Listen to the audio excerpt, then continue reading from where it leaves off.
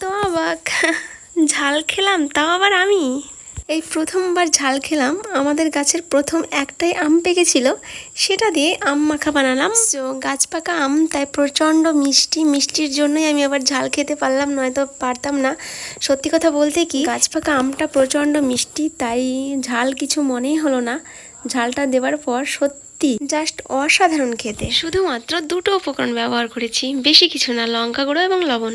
তোমরা কি ভাবছো লঙ্কা গুঁড়োটা কিনে ব্যবহার করছি না বাড়ির তৈরি? আমার বাপজি মেশিন থেকে গুঁড়ো করে এনেছে। লঙ্কা কিনে নিয়েছিল শুকনো, তারপর গুঁড়ো করে এনেছে। এটাতে কোনো ক্ষতি নেই, কিন্তু কেনাটাতে ক্ষতি আছে, কারণ ওতে অনেক রকমের ভেজাল মেশানো থাকে, সেই জন্য। গাছ পাকা আমটাকে কেটে ফুল বানিয়ে নিলাম, তারপর লবণ লঙ্কা গুঁড়ো মিশিয়ে নিলাম, তারপর টেস্ট করে দেখলাম, জাস্ট তোমরা একবার ট্রাই করবে, কি সুন্দর হয়েছে না, একদম সে লেভেলের। ওকে everyone, thanks for watching the video.